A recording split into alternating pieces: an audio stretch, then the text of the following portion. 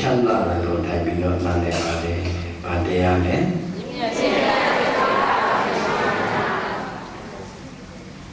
ပြည့်မြတ်စိတ်ထားပိုင်ရှင်များဧကံသမယအာယတမပိန္ဒောလပါရတောဇောခောတံပိယံဝိရရတိခောတိတာရမေဧကံသမယအခါတပ၌အာယတမပိန္ဒောလပါရတောဇောအရှင်ပိန္ဒောလပါရတောဇမတိမြတ်ကြီးသည်ခောတံပိယံခောတံပိမြို့၌ခောတိတာရမေခောတိတာယုံကြောင့်၌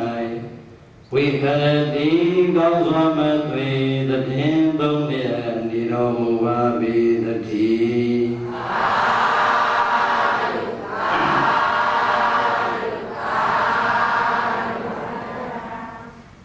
ရေရရဲ့ခါရဝါလုံးက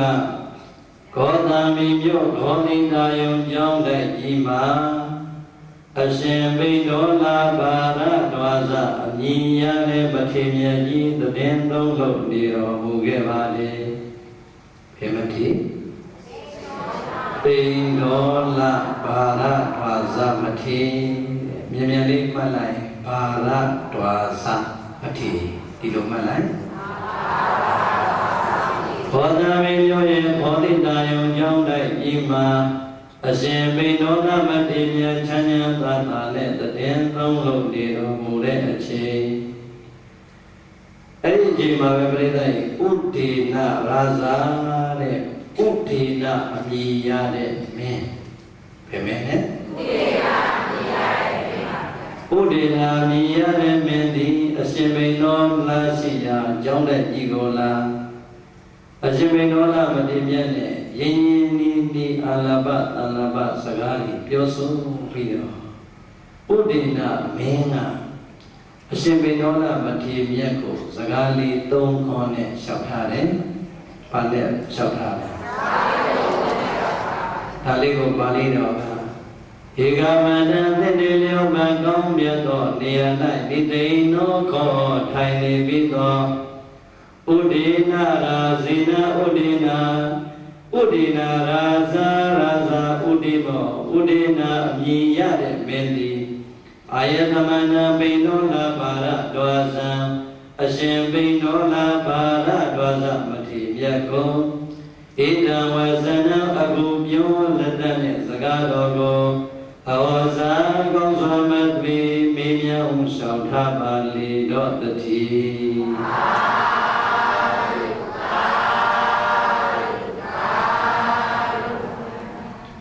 ပြိဿရဲ့ပါဠိတော်ကဒီလောက်ပါပဲဟုတ်လားအပြည့်လို့ရွေးရတာလဲဆိုရင်ဗုဒ္ဓရဲ့ရွှေနှုတ်တော်ထွက်စကားပဲဆိုတာခိုင်မာအောင်လို့ပူဇော်နိုင်အောင်လို့ဟုတ်လားအဲ့ဒီစကားလေးတွေကိုအနည်းချုပ်ရင်အရှင်ပိန္ဒောလပါရတောဇမထေတချိန်သောအခါကာလတုန်းကကောတံပိမြို့ကခောတိတာယုံကျောင်းမှာပြိဿရဲ့ပဲကြောင့်အခုတော့ဘောဗျာမင်္ဂလာတောင်မြို့နယ်ကအားကြောင်းလဲရွှေကျင်ကျောင်းလိုက်ကြီးမှာဟောဒီမှာလဲကောသမိမြို့ကခောတိတာယုံကျောင်းတိုင်းမှာတရင်သုံးတော်မူတဲ့အချိန်ဥဒေနမင်းဆိုတာပြိဿရဲ့ဗုဒ္ဓဘာသာဝင်မဟုတ်သေးပါဘူးတခြားဘာသာဝင်မှာဗုဒ္ဓဘာသာဝင်ဟုတ်ရဲ့နော်ဟုတ်ပါဘူးဗျာဒါဥဒေနမင်းကဗုဒ္ဓဘာသာဝင်မဟုတ်သေးပဲခောတိတာယုံကျောင်းကိုအရှင်ပိန္ဒောလပါရတောဇနဲ့စကားစမြည်တွေပြုံးပြီးတော့တဲ့နေရာလေးမှာထိုင်ပြီးတဲ့အချိန်မှာသူမေးတဲ့မေးခွန်းလေးစိတ်ဝင်စားဖို့ကောင်းတော့ဘောရရှင်ပိန္ဒောလပါရတောဇမထေရဗျာရှိပါနဲ့ဘိုးအရှင်ပါရတောဇမထေရမြတ်ဗျာအရှင်ဘုရားတို့ရဲ့သာသနာတော်ပြန်ကြီးမှာတာဝန်ထမ်းနေကြတဲ့သာသနာဝန်ထမ်းတွေထဲမှာအသက်အရွယ်အပြင်နဲ့အလွန်ငယ်ရွယ်ရုပ်ရည်အပြင်နဲ့အလွန်နုပြိုခေါင်းတော်ကသဘင်ကိုကြည့်လိုက်ပြန်ရင်နတ်မောင်းပြီးတော့ ပထမအရွယ်ကောင်းခြင်းနဲ့ပြည့်စုံတဲ့သံဃာတော်မြတ်တွေကိုဖူးတွေ့နေရပါလေပြောလိုက်တာပြိတ္တရဲ့အသက်အရွယ်အားဖြင့်ပါလေနဲ့အသက်အရွယ်အားဖြင့်လည်းငယ်ရွယ်အရေးအစင်းအသွင်တန်တန်ကြည့်လိုက်တော့လေလူပြိုပြေပြေလို့နေတယ်ခေါင်းပေါ်ကသပင်ကိုကြည့်ရင်တော့မှနတ်မောင်နေတဲ့ငယ်ရွယ်သူတို့ရဲ့လက္ခဏာကိုပြနေတယ်ပထမအရွယ်ကောင်းခြင်းနဲ့စုံအောင်ပြည့်စုံနေပြီးတော့သာသနာမှာဘုရားတဲ့ဖန်ဝါဒီမြတ်ကြတဲ့ငါဆင်မြန်းထားတဲ့ဒီကိုယ်တော်လေးဒီနေရာလေးအရေးကြီးပြီလူပေါင်းလူကောင်းကမှာလူရင်းညောင်ရစွာခံစားနေကြတဲ့အာယုံ၅ပါးဓမ္မမုံတရားတွေကိုလည်းဘယ်လုံးမှခံစားခဲ့ဘူးလားမရှိခဲ့ဘူးတဲ့ပြိတ္တိအာယုံ၅ပါးကိုအာယုံ၅ပါးဓမ္မမုံတရားကိုလည်းခံစားခဲ့ဘူးလားမရှိခဲ့ဘူးအဲ့ဒီလိုမရှိပင်မရှိညာတော့လည်းပဲသာသနာတော်မှာအဲ့ဒီအာယုန်လေးရဲ့ဆန့်ကျင်ဘက်မှာနေထိုင်ပြီးတော့ပျော်မွေ့နေကြပါလေခုံတင်လိုက်တာပြိတ္တိဒီခေတ်စကားနဲ့ပြောရင်ငယ်ပြူယဟန်ဒီပါလေငယ်ပြူယဟန်ဒီပြိတ္တိဒီထဲမှာမရှိဘူးလားရှိပါဗျာဟောဒီကျောင်းတိုင်းကြီးထဲမှာရှိနေတယ်တခြားကျောင်းတိုင်းကြီးတွေမှာရှိနေတယ်ဘုန်းကြီးတို့ဒီပင်နဲ့ပြိဿကြီးကိုနှစ်သားတွေကသင်္ကန်းစဝတ်လာတာခုချိန်ဒီ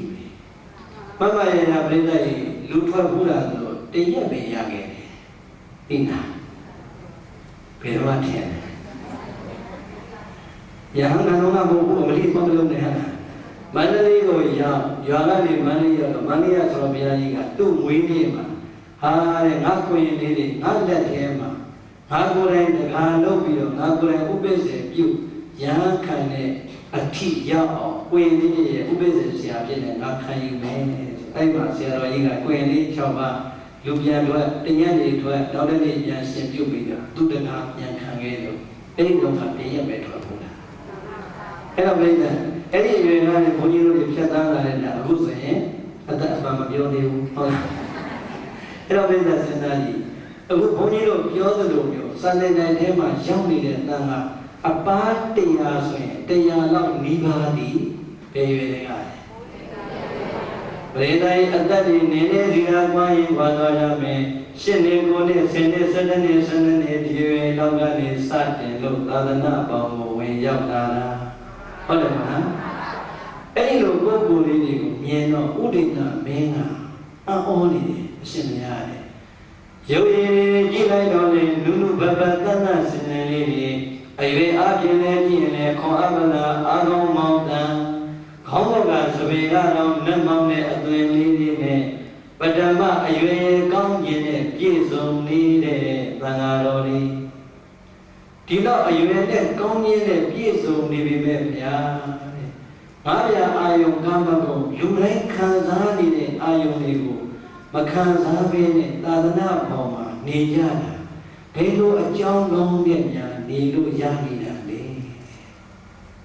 ပြန်ဘေးကောလေးမလာဘူးလားမှန်ပါဗျာပြိဿကြီးပြောနေတာကဒီစကားကဘာတတိယဘာကြောင့်ဖြစ်လာတာလဲဆိုရင်ဒကမာကြီးတယောက်ကရှောက်တယ်ပြည်တွင်းမှာတယောက်ကရှောက်ဘူးလေပြည်ပမှာတယောက်ကရှောက်ဘူးလေဘာရှောက်လဲဆိုရင်တပည့်တော်တဲ့အရှင်ဘုရားတို့ငယ်ပြီးတော့ကြီးညိုပါလေဒါပေမဲ့တပည့်တော်အိမ်တော်ကြပြီးတော့သားရဲ့သမီးတွေရပြီးမှဝတ်လာတဲ့ဘုန်းကြီးတွေတော့မကြီးညိုဘူးလေဟောဗျာဒီကငုတ်တို့ကြီးပြိတဲ့ကိုကပဲလူထွက်ပြီးတရားတော့ရအောင်ယူရမယ်ပြည့်တယ်အဲ့တော့ဒီဘုန်းကြီးဘလို့ဖြစ်လို့တို့ခမည်းစကားကြီးကျွတ်တို့သာသနာမှာဆိုရင်တော့ကျွတ်တို့ငယ်ပြူတွေကငယ်ပြူအချင်းချင်းငယ်ပြူခုံတိလခုံဝါခုံစာခုံနဲ့ပဲလေးစားကြတာတို့တော့အသက်ကြီးမှဝတ်တဲ့ပုဂ္ဂိုလ်တွေကျွတ်ကမလေးမစားတမ်းမထားတော့မရှိဘူးကိုကခမည်းစကားကြီးကတစ်ဖက်သက်ဆံမနေဘူးလားဘာဖြစ်လို့တော့ပြောပါအောင်ဟောအဲ့ကြမှာ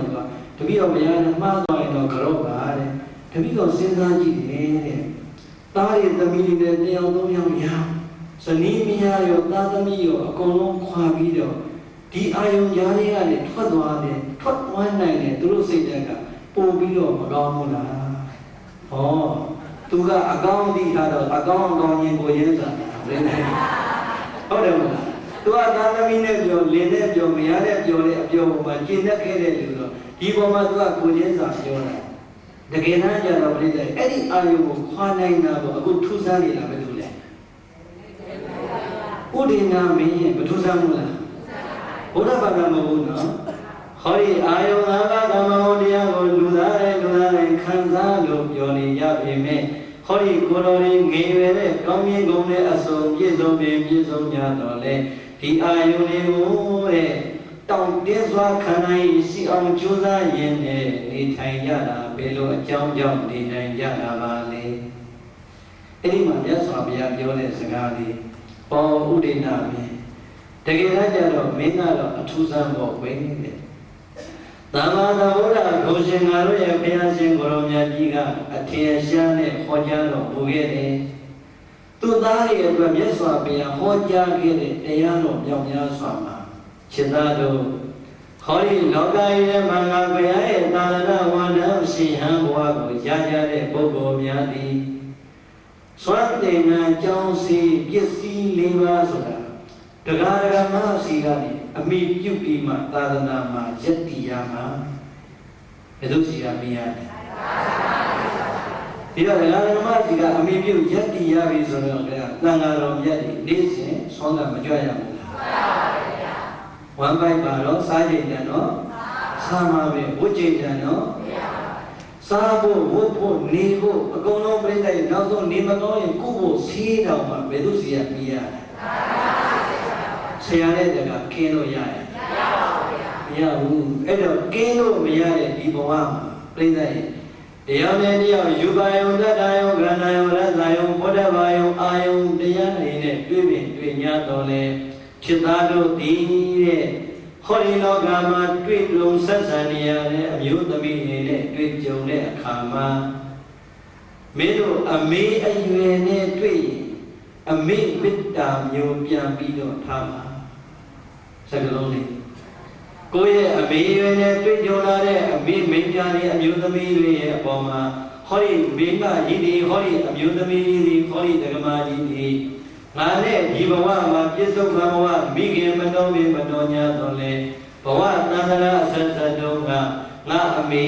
ဖြစ်ခဲ့လိမ့်မယ်ငါအမေပဲဖြစ်ရမယ်လို့ရှင်လင်းမှာမေတ္တာပေးပါနံပါတ်1နံပါတ်2ညီမအရွယ်အမအရွယ်တွေတွေ့ရင်လည်းပဲညီမအမရဲ့အပေါ်မှာထားတဲ့မေတ္တာစိတ်မျိုးနောက်ဆုံးွယ်တဲ့သမီးအရွယ်လေးရှိရင်တော့ကိုယ်မှသမီးမရှိတော့လေဘ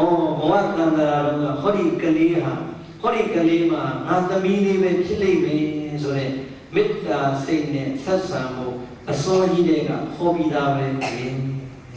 ဘုရားဟောခဲ့ဘူးလား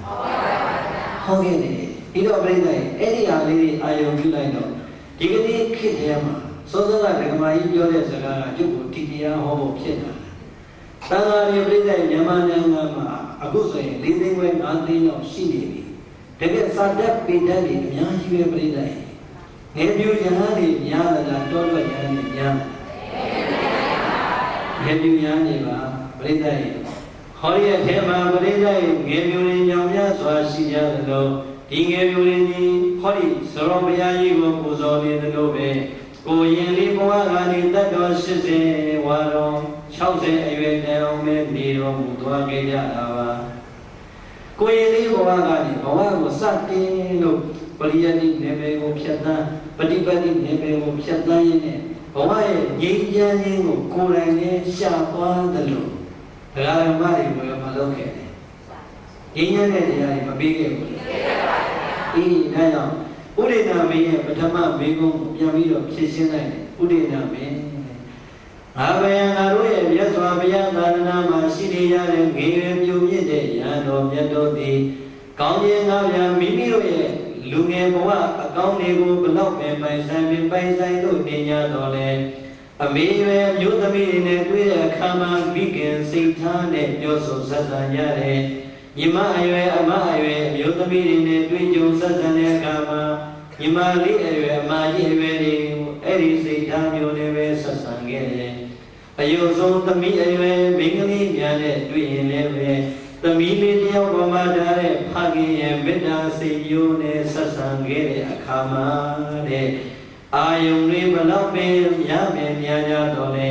မေတ္တာဖြူစင်တဲ့စိတ်ထားလေးကဘဝရဲ့ယက်တည်မှုကိုထိန်းချုပ်နိုင်ခဲ့ပါလေမကောင်းလားမှန်ပါဗျာပြိဿရတန်ဃာတော်ရှင်မြတ်ကြီးယက်တည်ခွင့်ရနေတဲ့ယက်တည်နိုင်တဲ့စိတ်ဓာတ်ဒီဖြူစင်မြင့်မြတ်တဲ့မေတ္တာစိတ်ရဲ့စွာပေါ်မနေဘူးလားပေါ်နေပါဗျာအဲ့တော့ဒီနေရာမှာပြိဿရေတရားဓမ္မတွေလည်းအချင်းချင်းပေါ်နေပြိဿရေတယောက်နဲ့တယောက်အမေရွယ်တွေ့ရင်အမေလိုအမရွယ်တွေ့ရင်အမလိုညီမရွယ်တွေ့ရင်ညီမလိုသားသမီးရွယ်တွေ့ရင်သားသမီးလိုသာအဲ့ဒီမေတ္တာစိတ်မျိုးထားနိုင်ရင်တန်ဃာတော်ရှင်မြတ်ကြီးအာယုံ၅ပါးကာမဂုဏ်တရားတွေကိုခုံပြီးတော့ဆင်းမသွားကြတယ်လို့ပဲဒုပရိသတ်ရောဘဝရည်တည်ရေးမှာမအေးချမ်းဘူးလားအေးချမ်းပါဗျာအေးချမ်းတယ်ဒီတော့အရှင်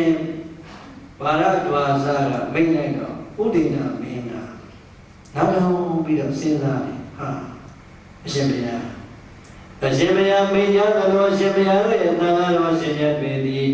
အမေရဲ့ပေါ်မှာမိခင်စိတ်ဓာတ်ညီမအမရဲ့ပေါ်မှာအမျိုးသမီးရဲ့ပေါ်မှာအမစိတ်ဓာတ်ညီမစိတ်ဓာတ်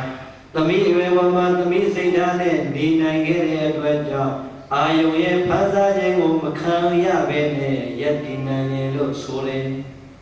ဒါဆိုရင်ဟုတ်ပြီဗျာတပည့်တော်ဒီအကြောင်းနောက်နဲ့တော့လက်မခံသေးဘူးတဲ့ဥရိနာမေလက်ခံလားကဲဒုပရိသတ်ကိုလက်ခံတယ်လက်ခံပါလေဥရိနာမင်းကနောက်တဲ့သူပြောတဲ့စကားကပြိဿကြီးဆုံးတော့မစိုးအံ့ဩစရာကောင်းတာအရှင်ဘုရားတဲ့ဟောဒီလောကမှာရှိနေတဲ့ပုထုဇဉ်လူသားအလုံးတို့ရဲ့စိတ်ဓာတ်ဒီလောလံနဲ့အမြဲတမ်းလွန်လီဖောက်ပြန်နေပါလေပုထုဇဉ်ရဲ့စိတ်ဟာပြိဿကြီးငြိမ့်တာလားငြိမ့်ပါဘူးဗျာပေါက်ချီနိုင်ကြီးဆိုတာဘယ်သူကိုပြောတာပုထုဇဉ်စိတ်ပြိဿကြီးစဉ်းစားတော့အခုတရားနာမယ်လို့စိတ်ထဲမှာပေါ်ဝင်ပေါ်ညာတော်လည်းပဲအကြောင်းလေးတစ်ခုပေါ်လာတဲ့မနာတော့ဘူးလို့ပြောင်းသွားတယ်ရောမရှိဘူးလားရှိပါတယ်ဗျာတခါတခါပြိဿရဲ့စကားကောင်းလို့မတော်တော့ဘူးတခါတခါကြောက်လေအကယ်မီဘူးကဘသူမညာသေးလို့မတော်တော့ဘူးဟောတခါတခါကြောက်လေပြိဿရဲ့ဘုံကြီးလည်းပြောတော့9နာရီ7နာရီလို့မလားပြန်မယ်မနာတော့ဒီစိတ်မျိုးမပေါ်တယ်ဟုတ်ပါတယ်ဘုထုဇဉ်စိတ်ကိုယ်စိတ်ကြီးပြိဿရဲ့ငြိမ်တာများလားလှုပ်တာများတနေ့24နာရီမှာဘယ်နှနာရီလောက်လှုပ်ဟမ်25နာရီလောက်လှုပ်တယ်တခါတိုင်းအလှုပ်လို့ဘာတနာရီရှိရတယ်အဲ့တော့ပြိဿစဉ်းစားရင်ဘုထုဇဉ်ရဲ့စိတ်နေ့စဉ်ကိုယ်စိတ်လေးပဲကိုယ်စိတ်ကြီးဟာတထိုင်အတွင်းနဲ့ပဲပြိဿရဲ့ပြောင်းလဲလိုက်တဲ့စိတ်ကနိုင်ရဒါကိုဥဒိနာမင်းကဘာသာကြားလို့ဆိုတော်လည်းပဲမသိစရာအကြောင်းရှိသလားရှိပါဘူးဗျာရှိဖို့သူလည်းစိတ်နဲ့ပဲရုပ်နဲ့ပဲဒီတော့အရှင်ဘုရားတပည့်တော်တို့ရဲ့ကုသိုလ်စဉ်စိတ်ပြန်မြဲတယ်ပဲမောက်ချီနှံကြီးနဲ့မငြိမ်မသက်နဲ့ဖြစ်နေပါလေဟောဒီကိုယ်တော်လေးဗျာအမျိုးသမီးအသီးသီးရဲ့အပေါ်မှာအရှင်ဘုရားမိန့်ကြားတယ်လို့မေတ္တာစိတ်ထားနိုင်တယ်ဆိုတာတပည့်တော်လက်ခံပါတယ်သို့တော်လည်းပဲအဲ့ဒီမေတ္တာစိတ်ကအမြဲတမ်းဖြူစင်နဲ့အမြဲရှိပါမလားဗျာဒါကြောင့်နောက်ထပ်အကြောင်းလေးပြရင်တပည့်တော်ကိုပြပါအောင်တဲ့ဒီလုံးနဲ့တော့မခိုင်လုံသေးပါဘူးလေကဲပဲရဲ့သူပြောတာမှန်လားမှန်ပါတယ်ဒါဘုရုဇဉ်စိတ်ပြိဿရဲ့အမြဲတမ်းဒီကိုမောင်နှမစိတ်အမြဲတမ်းသားမိစိတ်ဆိုတာရှိကျင်မှာရှိမှာပေါ့ဟုတ်တယ်မလားမရှိခဲ့တာနဲ့ဇတ်တော်တွေမှာအများကြီးရှိခဲ့တာတွေနဲ့ဇတ်တော်တွေမှာအများကြီးပဲဒီတော့တယောက်ချင်းစီရဲ့စိတ်ကိုစမ်းစစ်လို့လွယ်ပါမယ်။လွယ်ပါဘူးဗျာ။ဘုရားလည်းရာဂိုင်လုံးနဲ့တွေ့ရင်တော့ဘုရုဇဉ်တော်တော်များများရဲ့စိတ်ဒီပေါက်ချီနှံ့ကြီးမများဘူးလား။များပါဗျာ။ဒါလေဒါကြောင့်မငြိမ်တဲ့ဘုရုဇဉ်ရဲ့စိတ်ပိုင်ရှင်တွေဖြစ်ကြတဲ့အတွက်ကြောင့်အရှင်ဘုရားရဲ့သံဃာတော်အရှင်မြတ်တွေဒီအဲ့ဒီစိတ်တွေကိုအမြဲတမ်းပဲနှလုံးသားမှာဝေနိုင်ပါမလားဗျာ။တရားအကြောင်းလေးရှိပြပါဦးတဲ့ဒီလောက်နဲ့တော့တပည့်တော်ကတော့I don't believe မယုံဘူးပေါ့သူကဟုတ်လားကဲမယုံဘူးဆိုတော့အရှင်ဘာရဒွါစာကပြန်ပြီးတော့ပြောတယ်ဟိုဥဒိနာမင်းဟုတ်ပါလေဘုရုဇဉ်ရဲ့စိတ်တွေဘလောက်ပင်ကောက်ပါစေဘလောက်ပင်လှုပ်ရှားလို့ဘလောက်ပင်မြောက်စိတ်ပဲဖြစ်နေပါစေ Halo biar singari tu tari adua asoji dega dhamari pibida bedai mari beda sedaro melodi tiap dia nyinya de agama hori ayu nue boma phasamu khaya dade yasi de milai de yubayo boma yubayo ye phasa ye yasi ma makhaya mu la bedai yubayo ne yasi sonya bi so yin bedai swena ni tana upada ni ga kat twa bi so yin yasi ne yubayo jo phasa khaya de ajit ni tu bedai ko lai ma syong nge ya mu la yasi ga ma khwa nai lo pyatana ni patak ke mu laဟုတ်တယ်ကဲကျုပ်ဒီလေမိနိုင်တော့လိုက်တဲ့ဖြစ်မယ်ကဲကျုပ်ကိုတက်ခဲ့တာကိုပြောဘယ်တော့တက်ခဲ့တာလဲကဲမလေးနဲ့အတန်ကြောင့်ကိုနားမှာအလုရှုပ်ခဲ့တာလည်းမရှိဘူးလားရှိပါရဲ့တွားကြည့်စတဲ့မျက်စိရဲ့အမြင်ယူပါယုံကြောင့်လည်းပဲဟောဒီမျက်လုံးအိမ်မှာအလုတွေရှုပ်ခဲ့တယ်နားကြောင့်လည်းပဲအတန်ကြောင့်လည်းပဲဟောဒီနားထဲမှာအလုရှုပ်ခဲ့တယ်အနက်ကြောင့်လည်းပဲဟောဒီနှာခေါင်းမှာအလုရှုပ်ခဲ့တယ်မရှုပ်ခဲ့ဘူးလားအမလီခေါ်ရရှာလေးတဲ့ကြောင့်အလိုလိုက်ပြီးတော့အရသာကြောင့်ရောအလိုမရှိခဲ့ဘူးအရသာကြောင့်အလိုရှုပြန်လောင်ခတ်လို့တချို့ဆိုရင်ပြိဿအစားတစ်ခုရဲ့အတွက်လည်းကိုရံပြစ်နေရတာမရှိဘူးလားရှိပါဘူးဟောအဲ့ဒီအခြေအနေကိုရောမပါခဲ့ဘူးဘုရားဘာယောအထွေအတီးအတွေ့အတီးကောင်းကောင်းလေးကြောင့်လည်းအလိုရှုခဲ့ပါတယ်ဒီတော့အာယုန်နေနဲ့တွေ့ဟောဒီမျက်စိနာနာလျှာကိုယ်လို့ခေါ်တဲ့ဓဝါရတွေမှာလာပြီးတော့ပြဿနာမတက်ဘူးလားတက်ပါဗျာအဲ့တော့ဘလောက်ပဲပြတ်တယ်ကွာတဲ့ငါတို့ဘုရားကမင်းတို့မြင်နေရတဲ့အာယုန်တွေဘလောက်ပဲကောင်းတယ်လို့ထင်တယ်ဘလောက်ပဲအရာသာရှိတယ်လို့ထင်တယ်တကယ်တမ်းကြတော့တဲ့မြင်သာသမျှအာယုန်ရဲ့အပေါ်မှာမင်းတို့ခွဲကြည့်လိုက်စမ်းဘုရားကဟောပြီးသားဘယ်လိုဟောခဲ့တယ်လဲဆိုပြိတ္တိအတိဣမသမေကာယေကေသာလောမနခတန္တာတသောမန္တနာရု32ခုထာတာမဟောခဲ့ဘူးလားဟောခဲ့ပါဗျာဟောခဲ့တဲ့အတွက်ကြောင့်ငါတို့ဘုရားကဒီတရားဟောပေးပြီးသားဖြစ်တဲ့အတွက်သံဃာတော်ရှင်မြတ်တွေမေတ္တာစိတ်တွေကင်းလို့အမေပေါ်မှာအမေစိတ်မရှိတော့ဘူးထင်ညီမပေါ်မှာညီမစိတ်မရှိတော့ဘူးထင်ဟာသာသမီပေါ်မှာသာသမီစိတ်မရှိတော့ဘူးထင်မြင်လာသမျှအာယုပေါ်မှာမြင်လိုက်တာနဲ့အတ္တိဣမသမေကာယေတဲ့ခေါဒီခန္ဓာကိုယ်ကြီးဖွဲ့စည်းထားတာဘာတွေနဲ့ဖွဲ့စည်းထားကဲတော့ပြည့်တဲ့အဲ့တော့ပြောတယ်32ခုထာသာပြောသံမေဝိနည်းခြေတဲ့နဲ့သွားရင်အရေးဟောစတော့ဟုတ်လားတဆပြင်စကားတော့ပဲပြောကြည့်မြင်လိုက်တဲ့အချိန်မှာကွာတဲ့မြင်လိုက်တာနဲ့အော်ပြိတ္တိလှတယ်လို့မြင်လိုက်တာနဲ့လှနေတဲ့အဲ့ဒီရုပ်ကလေးကိုအိုးကြည့်စမ်းသံမေဝိနည်းခြေတဲ့နဲ့သွားရင်အရေးဒါတွေကိုပေါင်းဆက်ထားလို့ငါကလှတယ်ထင်တာအဲ့ဒီတည်းကသံမေလေးကိုဖြုတ်ကြည့်စမ်းတဲ့ကဲဘုန်းကြီးတွေကဟောပေးမယ်ဒကာကြီးတွေဒကာမကြီးတွေတယောက်နဲ့တယောက်သုံးရင်မရဘူးလားမဲတယောက်တည်းသုံးရင်အကုန်လုံးတစ်လုံးချမ်းသာပဲဟာနေပြီကဲပြိတ္တိမျက်နှာလေးကိုကြည့်လိုက်တယ်သပင်လေးပြင်ထားတော့မလာဘူးလားအဲ့ဒီလှတဲ့သပင်လေးကိုခွာချကြည့်မယ်ဘာကြံတော့လဲကဲလှလေးလားဒါဆိုရင်ဟောဒီကရုံးလေးကိုသပင်လေးပြင်ကြည့်လိုက်ပါဘာသာမဆိုးဘူးပြိတ္တိလှနေတဲ့ဖြင့်ကရုံးကိုလှတဲ့တဲ့ဟိုသူကကရုံးနဲ့မလို့လှသပင်လေးကြီးကမမိုက်ပါဘူးပြောင်းမသွားဘူးလားလှနေတဲ့သပင်လေးကြီးကိုသပင်လေးကြောင့်လှတာဆိုအဲ့ဒီနဲ့ဖယ်လိုက်ပြိတ္တိသပင်မပါရင်လှနေတာဒီတော့ပြိတ္တိလှတယ်ဆိုတာဘာကပြတ်တာသူကပြတယ်လားကိုယ်စိတ်ကပြနေတာပြိတ္တိဆံပင်ပြီးရင်မွေးခြင်းနဲ့ရှိတဲ့မွေးခြင်းလေးတွေပြိတ္တိတချို့ကပြောတယ်လက်အမွေးလေးတွေနဲ့စိမ့်နေသဘောမကျဘူးလားမွေးလေးကိုစိမ့်နေတာပဲအမေပြောလိုက်သေးတယ်တခါကြရင်မင်းလည်းဘာမှမဟုတ်ဘူးကျတို့တကယ်ကြီးအချင်းတော့မင်းကဘုံကြီးမှမဟုတ်ဘူးမင်းကလက်မှအမွှေးတွေကိုစိမ့်နေတာပဲဘာမှမဟုတ်အမေမွေးတယ်ဒီတိုင်းပဲဟုတ်လားအဲ့လိုလားဘုံကြီးပဲဆိုရင်ငယ်ငယ်ကဆောင်းတောင်ခါကြမလို့ရုံကုန်ပြီးတော့ကြုံယုံကြိုးစားပြီးမှဖြစ်လာခဲ့ရတာပါဒီတော့ပြောနေတာကတချို့ကအမွေးစိမ့်လေးတွေတွေ့မှလှတဲ့တင်အဲ့ဒါလေးပေါ်မှာလှလိုက်တာလို့မဆွဲဘူးလားဆွဲပါဘူး che ai voi si đi nhau sau gì này bây giờ ra đi thì đó tôi rất là có đang là con sami vui như thế này tôi là gì tất cả cái gì cả bây giờ gì mà này của tôi không biết gì đâu chứ đâu nhà này mà lâu chưa nhà này là lưu nhiều đồ đồ nhà là chú ra này nhiều là bao nhiêu nhiều là lấy mà bảo bà này bây giờ đang học quá rồi chứ đâu là nhiều này là rồi áp chú làm mà áp chú hốt để anh nói là lúc mà không biết gì tôi nhớ học à cô không chịu biết thế nào mà nhưng mà này là nhiều này nhớ ra cái đó áp chú làm đấy rồi mình nói đi áp chú đi làm chứ về thì đi khang nghe bị nhớ mà điều cái nhau là xe nó bé này bé chi đi làm này mình tu đâu đi làm này thì làm nhau này mà là cái gì qua một thầy gì rồi nhau chú cả bé đi mà để bé đi chết để nhau đi rồi nhau mà ai là nhau bây giờ này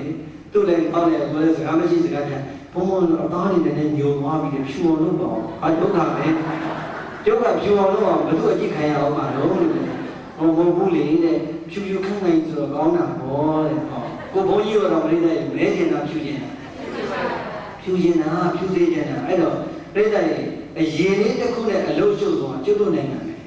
chua đấy đùa này mấy mà cho đủ quá này là lật đồ lật sửa đây nha mấy này đùa này chua gì nó đây này đi nhiều rồi mà lâu ya ấy rồi nhóm nhận thì này mà cho nó ấy rồi nhóm nhận được tôi nhớ này đây này thì nó mà chi này tôi mà đâu cũng vậy này ha mấy cái mà đã gì à England đấy thế mà tôi này ấy này rồi thế mà mỗi cái đồ thuốc ra đúng rồi chứ đâu thì chơi rồi mấy này đó vì là thì mà đi style này bùa này hôm mà cái style cái này mà đúng rồi xí này là style tu cả là trika là nó xí phải không lúc ý này mà mấy này cái biết là nó một khai chị anh thế mà bóng bị đúng miếu rồi muốn thả còn nhớ món đó từ người mấy này trên như bắt bật thông thả ấy rồi nhá bà lao về mẹ đi qua đó đi chú là bố chú này bây giờ chứ đâu là mà bia thoa đây được rồi là đi đâu chú là đi vài nhà đâu chú lịch nhà mà qua bên này này mà đi chỗ đó chú chạy ra nào chú là đi ông đi thoa là đi rồi mấy đây chỗ đó là sao mà thoa vậy đâu bây giờ như là cái như là xây chú là chăn siêu mà làm cái xây của anh ấy nào đâu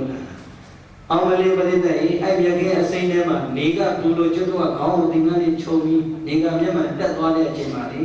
mà bố đi cô mà đi bên đây biết cái xây một mặt khá đấy mà là gì đó bên đây ta rồi đấy chú đấy ai ông biết ông đâu đấy suy ông anh yêu ông lấy phiền ông rồi cái cô lúc một đến na bên đây anh ấy nói là Great San Doji rồi nhỉ, có lẽ toa gì nào bộ Great San Doji nhỉ, các bạn mà đi tới nhà về gì đó, thì nhỉ toa nhà về rồi, lấy cô lấy xe ông nhỉ biểu này, xe rồi nói này, khôi áo này nó xe rồi, mà gì tới đi bên hà rồi, lúc đó bây giờ cũng vậy, cái gì rồi cũng như vậy, cái chứ đâu biết mà này, mà cái bên hà này, em nói là xe này là bắt chặt là bóng, có lẽ ăn lâu rồi rồi là bắt đi, thì có một giáo bộ rồi là khai lên cho nó đi công như những cái gì đi công như đất vào, có nhiều là chơi về lúc giờ là freedom rồi này rồi bây giờ chỗ đó sau này là đi đến nơi bây giờ sau biết rồi bây giờ high school cái đó rồi bây giờ cô lên sao bây giờ cái đó và bây giờ em là về về nhà vậy mà anh có nói nín đó rồi mua đi ra qua cái này sao bây giờ nhìn em mà bây giờ nhìn em mà nhìn em chỗ này cái này nhìn luôn là cái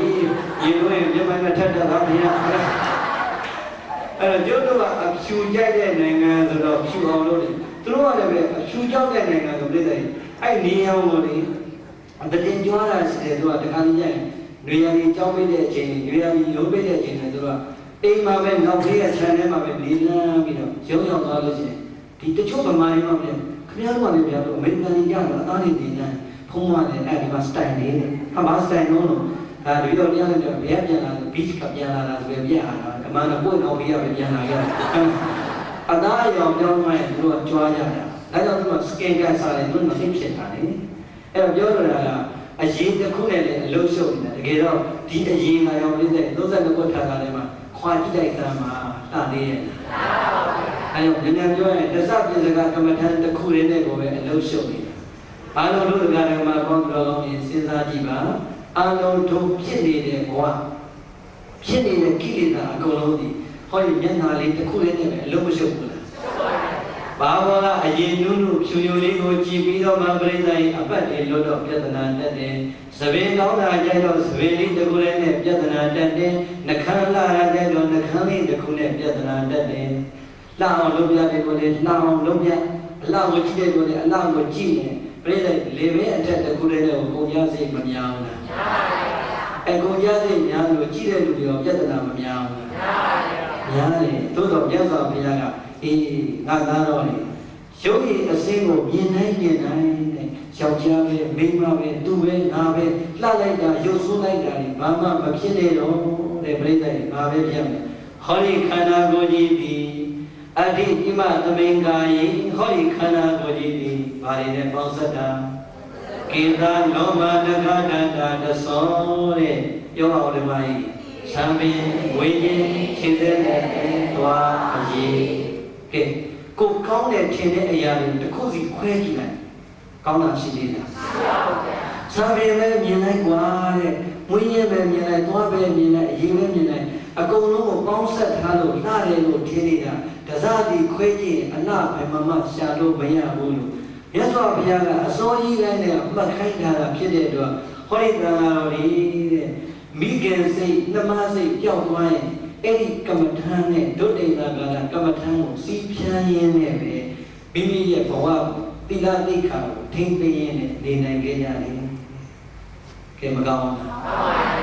။အခုဒီကနေ့ပူဇော်နေတာတရေကံဆိုဘုရားကြီးဆိုတာပြိဿယဟန္တာလူနာ။ငယ်လူနာတော်တော်ငယ်ပါဗျာ။ပြိဿရဲ့ကိုရင်လေးဘဝကနေတတ်တော်ဘလောက်မှပြန်တော်မူသွားတယ်။တတ်တော်80ကျော်အထိပြိဿရဲ့မိမိရဲ့သီလသိက္ခာစောစောပြောတဲ့မေတ္တာစိတ်ထားဖြူဖြူလေးနဲ့မထင်းခဲ့ဘူးလား။ထင်းပါဗျာ။မေတ္တာစိတ်ကြီးအားနေသွားဒုတိယကာလစီးဖြန်းတဲ့ကမ္မထာလေးနဲ့အပြစ်တွေမြောင်ရှုပြီးတော့ထိမ့်သိမ့်သွားလိုက်တာဒီကနေ့ပြိဿရဲ့တတ်တော်လာရှိမယ်ဆိုရင်တရားမပြေဘူးလားပြေပါဗျာပြေပြီဒါကြောင့်စရောဘုရားကြီးကိုဖူးတွေ့အာယုံပြုပြီးတော့ပူဇော်နေတိုင်းမှာစရောဘုရားဖြစ်လာမယ်ကျုပ်တို့ရဲ့ငယ်ပြူတကယ်ဖြူဖြူတတ်တတ်ကိုတော်ချောချောလေးတွေကျုပ်တို့လိုပေါ့ဗျာလို့မပြောပါဘူးဟုတ်လား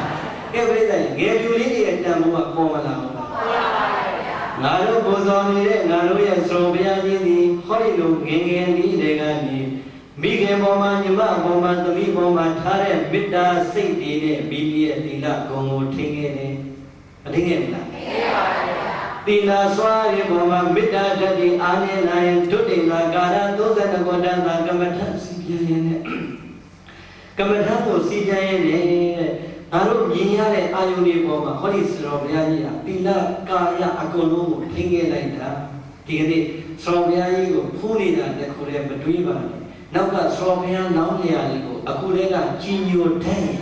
သာသနာတော်မှာပြိဿရဲ့မြင့်မြတ်တဲ့စိတ်ထားပိုင်ရှင်မတွေ့ရဘူးလားတွေ့ရပါဘူးတွေ့ရပါလေစောစောကပြောတဲ့ဓမ္မကြီးလို့အသက်ကြီးမှအိမ်တော်လေးကြသားရည်သမီးတွေထားခဲ့ပြီးမှဝိလာတဲ့မထေရကိုကြီးညိုတာဘုန်းကြီးတို့အပြစ်လုံးဝမပြောပါဘူးကြီးညိုနိုင်ပါတယ်သို့တော့ဟာအဲ့ဒီကိုယ်တော်တွေကမှကြီးညိုစရာကောင်းတာဒီလိုတန်ရောစင်ခွာနိုင်ခဲ့တယ်ဆိုတဲ့စိတ်ထားတော့ပါရင်ပြည့်ဝင်းရင်မှားမလားမှားမှားနေတာပေါ့အာယုခံစားမှုတဲ့လူကအာယုခွာနိုင်တာမဆန်းဘူးပြိတ္တိုင်ဒီအာယုတွေကိုလူတိုင်းခံစားနေပြီဒီအာယုကိုမခံစားဘဲနဲ့စောစောပြောတဲ့မေတ္တာစိတ်တွေစောစောပြောတဲ့ဆင်ញင်စိတ်တွေနဲ့နေနိုင်ခဲ့တဲ့သံဃာတော်မြတ်နေတာပို့ပြီးတော့တံပိုးထားမယ်ဆိုရင်ပြိတ္တိုင်ကွန်ပဲလုပ်မယ်ဆိုရင်ပို့တော့မပို့ဘူးလားပို့ပါရဲ့ဗျာဒီပို့ပါတယ်သို့တော်ဘုန်းကြီးတို့နှစ်ခါပြောပါတယ်စောစောကအသက်ကြီးမှဝိလာတဲ့ပုံကိုယ်တွေကိုလုံးဝအပြစ်မပြောပါဘူးတန်ဖိုးမယ်မပြောပါဘူးသို့တော်ပြိတ္တိုင်ငယ်ပြူရဲ့မေတ္တာစိတ်နဲ့ဖြူစင်စိတ်ကိုတော့တန်ဖိုးထားဖို့လိုပါတယ်အဲ့ဒီဘဝလေးကနေပဲတခါလေပရိယတိနေမပရိယတိကိုကြိုးစားပฏิပတ်တိနေမှာကိုယ်တိုင်ကျင့်သူတော်ဘာကိုလည်းခေါ်ပေးခဲ့တဲ့သောဘုရားကြီးကိုဒီကနေ့ပူဇော်နေတဲ့အချိန်မှာအော်တို့သောဘုရားကြီးကမိုးပေါ်ကကြာလာတာမဟုတ်ဘူးဆိုတာလေးတော့သိဖို့မကောင်းဘူးဟုတ်ပါရဲ့ဘိုးဘောကကြာလာတာမဟုတ်ဘူးဟောငယ်ငယ်လေးတွေကငယ်ပြူဆိုတဲ့အတိုင်းသီလကိုဖြူအောင်တမာရီကိုဖြူအောင်ပညာကိုဖြူအောင်ကျင့်ရင်းနဲ့မှာဘဝနန္ဒစံမြန်းသွားတာမှန်လားပါအဲ့ ဒီကနေနောက်တစ်ဆင့်တွေဟောဒီတိုက်တာကြီးမှာဆရာတော်ဘုရားတို့ဖြူအောင်မဲ့တန်ဃာတော်မြတ်ကြီးအများကြီးရှိသေးတယ်လို့တွေးလိုက်ရင်ပူဇော်ရတာစုံမသွားဘူးလားစုံပါပါအဲကြောင့်အာရုံတော်ဒုရဓမ္မပေါင်းသူတော်တွေကိုပြောနေတာကဥဒေနာမင်းရဲ့ပြဿနာကိုဘာသာတွားသမတိဖြည့်ရှင်းပေးနေတဲ့စကားလေးပါဒီတော့အနည်းကျွလိုက်အမောဥဒေနာမင်းတဲ့တို့ရဲ့တန်ဃာတော်ရှင်မြတ်တွေဟာငယ်ကုန်နေရှိခန္ဓာကိုယ်နဲ့တန်ဆွမ်းလူပြိုပြိုမြင့်နေတော်လည်းပဲမေတ္တာစိတ်တွေအားနည်းနိုင်32ခုတန်တာကမ္မထံစီးပြန်ဖို့မြတ်စွာဘုရားပေးထားတဲ့အတွက်ကြောင့်ရေလာသမျှအာယုန်ရဲ့ပုံမှာကုဋ္ဌာကကမ္မထံစီးပြန်ရင်းနဲ့ဘဝကိုသီလသမာဓိပညာတွေမြင့်ပြီးတော့ယက်တည်နေခဲ့တယ်။အဲ့ဒါချက်ပြီးတော့စောစောပါစိတ်နဲ့နေဒုတိယကစင်ရင်စီးပြန်လိုက်တော့ပြိဿရေပြောင်းမသွားဘူးလားပြောင်းပါပါလှတာရှိအောင်မလားရှိပါပါတဲ့လှတာမရှိတော့ဘူးဆိုရင်ပြိဿရေကိလေသာစိတ်တွေရော့မသွားဘူးဒါပဲပြိဿရေအကုန်လုံးပြောကြတာပေါ့ဘယ်မှာပြောကြလဲသိကြရတယ်ဟိုးအနောက်နိုင်ငံတွေမှာတချို့တွေကျွတ်တော့ဘုန်းကြီးတွေကအိမ်တော်မပြေဘူးဟာအလုံးလည်းမလုပ်ဘူးရတာလေးနဲ့ထူတာလေးနဲ့ရောင်းရင်းပြီးနေကြတယ်ဆိုတော့ကြံတဲ့ကိစ္စဆိုရင်လေသူတို့ကတိတ်အာရုံပြုအိမ်တော်မပြေဘူးဆိုတာဘာလို့ကြောက်လဲဟောဟာအိမ်တော်မပြေဘူးဆိုတာကျတော့လေအိမ်တော်ရဲ့အပြစ်တွေပြောတာပေါ့အိမ်တော်ပြုပြီးတော့ဝင်တဲ့ဘုန်းကြီးတွေရှိတော့ရှိတယ်တို့တော့တို့မြတ်စွာဘုရားသာသနာမှာတော်တော်များများတော့အိမ်တော်မပြေဘဲနဲ့ဝင်လာတာသူတို့ယုံကြည်မှုပြိတ္တယ်ဟာဒီတော့လူလဲသဘောကျနှစ်သက်တဲ့အိမ်တော်ပြုခြင်းကိစ္စဒီကိုယ်တော်ဒီပုဂ္ဂိုလ်တွေမပြေဘူးဆိုတာဟုတ်နိုင်မှာမလားအဲ့ဒါအနောက်နိုင်ငံကဝေးနေတဲ့ကျတို့တွေကဘာရေးသာသနာတက္ကသိုလ်မှာတက်တဲ့အခါကျတော့ဟိုမာယာနာကနေလာကြတာကျောင်းမှာသင်တန်းလာတယ်ရုရှားဘက်ကနေပြီးတော့ရုရှားလေးတွေလာကြတာ9ယောက်လောက်ရှိဟာကျတို့ကအကုန်လုံးကသာသနာတက္ကသိုလ်ငယ်ပြူတွေကြီးပဲလေဘုန်းကြီးတွေမိမမယူဘူးဆိုတော့ဟာလုံးဝမယူဘူးသူကလေဟာမဖြစ်နိုင်ဘူးကြာတော့သူတို့ကလေမယုံတော့ဘာလို့လဲကျတို့စီကိုလာတဲ့ဟိုတရားတော်မိုက်လာအဲ့လမ်းမှာတွေ့ရတာသူကအဲ့လမ်းမှာတွေ့တယ်ဆိုတော့လာကြည့်ပြီးတော့သူတို့တွေအဲ့တွေပြန်သွားတယ်ဟုတ်တယ်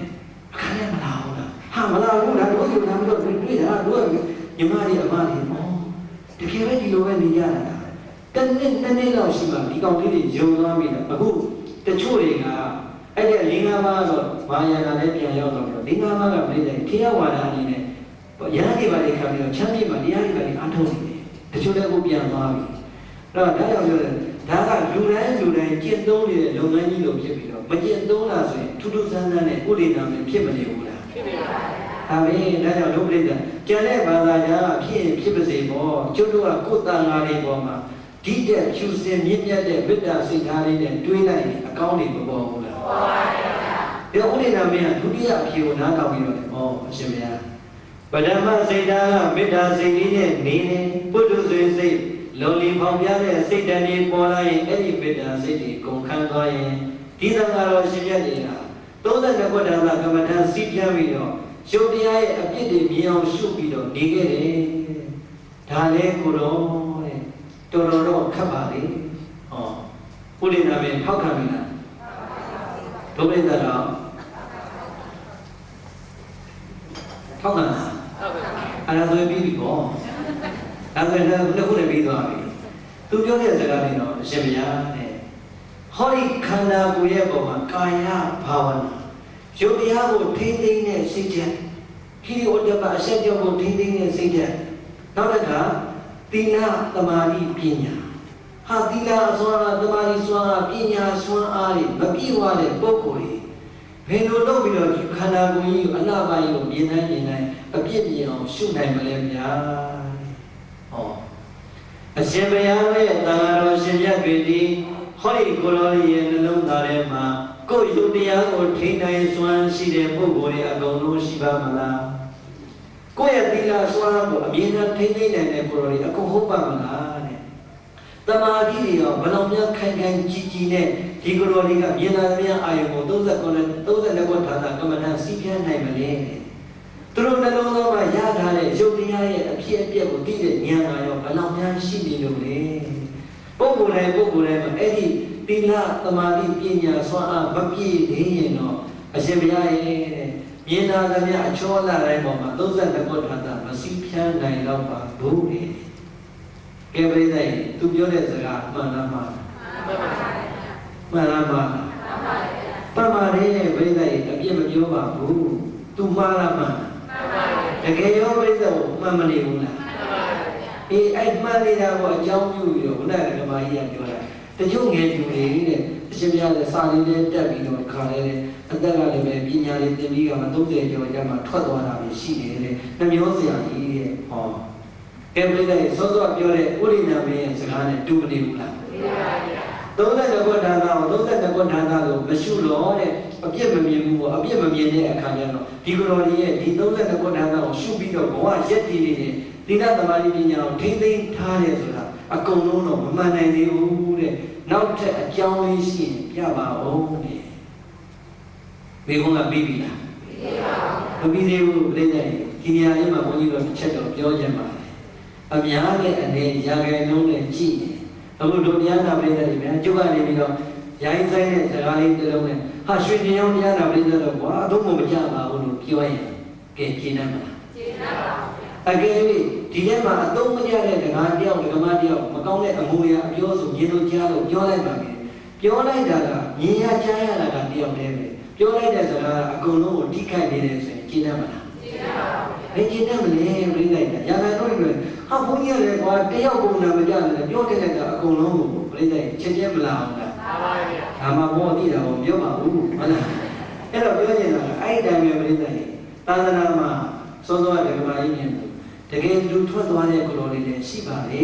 မရှိဘူးလားရှိပါပါစောစောပြောလို့မေတ္တာစိတ်တွေလည်းကုန်ခန်းသွားပြီဓမ္မဝေပရိသတ်32ခုဌာနဘာဝနာကိုလည်းမပွားများနိုင်ဘူးသူကပြိဿမြင်နေပဲမှတ်တယ်မြင်တဲ့ပုံမှာပြိဿမြင်နေမှန်တဲ့ပြိဿအာ32ခုဌာနကြီးပြတ်မှာမမြင်နဲ့မြင်နေအလားရယ်လားအမိုင်းနေဒါသွားပြီးဒါမျိုးတဲ့စိတ်ရှိမှာပေါ့ဒါပေမဲ့ပြိဿပုရုသေစိတ်ဒီပုံစံမျိုးစုံမလားဘူးတိုးတော့ကြည့်လိုက်စမ်းပါပြိဿကြီးအများကြီးထဲမှာဒါမျိုးကမရှိနိုင်ဘူးရှိနိုင်ပါဘူးကောင်းဆုံးဆိုတဲ့အရာတိုင်းမှာအညံ့ဆိုတာရွေးလို့ရတာပါပဲမှန်ပါပါဗျာဆွမ်းဆံဖြူဖြူပွေးပွေးထဲမှာချက်ချင်းဆိုတာရှာရင်စပလုံးဆိုတာဒါပါပဲအများကြီးတွေကနည်းနည်းလေးကိုကြည့်ပြီးတော့နည်းနည်းလေးကိုထောက်ပြပြီးတော့ပြောမယ်ဆိုတော့ဘယ်စကားဆုံးမလဲကိုတော်တို့ပါမှာလားတို့ပါဗျာအေးအဲ့ဒါကြောင့်ဟောဒီမှာဥဒိနာမင်းကနောက်ဆုံးပဲတဲ့အရှင်ဘုရားနောက်တည်းများအကြောင်းလေးရှိတယ်ဆိုရင်တပည့်တော်သိကြပါလေတဲ့ဒီနှစ်ကြောင်းလေးနဲ့တော့တပည့်တော်လက်မခံနိုင်သေးဘူးတဲ့ဒီသံဃာတွေဒီနှစ်ကြောင်းလေးနဲ့ရက်တည်နေတယ်ဆိုတာတပည့်တော်လက်မခံသေးဘူးတဲ့အဲ့တော့မြတ်စွာဘုရားရဲ့သားအရှင်ပိန်တော်လဘာရဒွါသကဘာပြန်ပြောလဲဆိုအိုးဥဒိနာမင်းဒီအကွက်လည်းပဲမြတ်စွာဘုရားကမိန်ပြီးသားပါတဲ့ဘာလို့မင်းခဲ့လဲငါဘုရားရဲ့သားတော်များသည်ငါဘုရားရဲ့သာသနာတော်မှာဒီကြတဲ့အခါမှာတော့မေတ္တာစိတ်တွေမွေးတဲ့အမေအရွယ်အမအရွယ်သာသမီအရွယ်ပေါ်မှာမေတ္တာစိတ်နဲ့မေတ္တာစိတ်ဝင်မှာဒုတိယဘယ်လိုမှမေတ္တာစိတ်စွမ်းအားနဲ့မပြည့်နဲ့39နှစ်ကွက်ထာတာကမ္မဋ္ဌာန်းစီးပြပြီးတော့အကုန်လုံးကိုအပြည့်မြင်အောင်ရှုလိုက်ပါတတိယအဲ့လိုမမြင်တော့ဘူးဆိုရင်မင်းတို့ကိုတကယ်ဒုက္ခပေးနေတာဟောဒီမျက်စိနားနာလျှာကိုယ်စိတ်ဆိုတဲ့ဓဝါရ6ပါးတရား6ပေါက်ပဲတဲ့ပြိဿကြီးဘာလာဒုက္ခပေးတယ်ဓဝါရ6ပါးတရား6ပေါက်မှာမြင်လာသမျှအာယုန်တွေကိုလေမင်းတို့တတိဆိုတဲ့တရားဆောင်နေတာထားအဲ့ဒီတရားလုံအောင်ပိတ်ထားလို့မြတ်စွာဘုရားဟောခဲ့ပြီးသားဖြစ်တဲ့အတွက်ကြောင့်32ခုဌာနကမ္မဋ္ဌာန်းကိုမစည်းပြတ်နိုင်တော့ဘူးဆိုရင်တခုတခုမှမြင်လာသမျှအာယုံကြားလာသမျှအာယုံနားလာသမျှအာယုံစာရထိရာစဉ်းစားရာအာယုံများမှာပေါ်လာတိုင်းမှာတတိဆိုတဲ့စကားလုံးလေးကိုပိုင်အောင်သုံးပြီးတော့မြင်နဲ့ကြားရင်ကြားတဲ့နားရင်နားတဲ့မင်းတို့မြင်တိုင်းကြားတိုင်းနားတိုင်းစားတိုင်းထိတိုင်းသိအောင်အကုန်လုံးကိုတတိနဲ့စောင့်မှတ်တဲ့အနေနဲ့ရအောင်မှတ်ရအောင်ထိသိမ်းညာလို့ပေးထားပြီးသားပါကဲပြိဿရဲ့နံပါတ်3 complaint တက်လာတော့ရောလွတ်တယ်လားလွတ်ပါဗျာသူကပြောတယ်ဓဝါရ6ပါးမှာ32ဘုရားသာကမ္မဋ္ဌာန်းမစီဖြန်းနိုင်တော့ဘူးဆိုရင်ပြိဿရဲ့မြင်လာသမျှအာယုံတစ်ခုရဲ့အပေါ်မှာဓဝါရနဲ့အာယုံစုံတိုင်းတတိလေးကတ်ထားရင်မရနိုင်ဘူးလား ရနိုင်တာပေါ့ဘုန်းကြီးမပြောနဲ့ပြိဿကြီးလူတော်မှတကယ်အိမ်တော်တစ်ခုပေါ်မှာတာဝန်ကြီးအိမ်တော်ပေါ်မှာသစ္စာရှိတဲ့ဒကာကြီးတွေဒကာမကြီးတွေတလင်တမယားနဲ့ပဲတည်သွားကြမြောင်များစွာမရှိဘူးလားရှိပါဘူးတလင်တမယားဘဝကနေပြောင်းသွားတဲ့လူတွေအခြေအနေရပြောင်းတာလည်းရှိတယ်တချို့လည်းပဲဒီတဲ့လုံကဲသွားလို့ပြောင်းတာရှိတယ်တော်တော်များများကတော့တလင်တမယားစနစ်နဲ့ပြောင်းမသွားဘူးလားပြောင်းသွားပါဘဝတစ်ခုကိုဆုံးသွားတယ်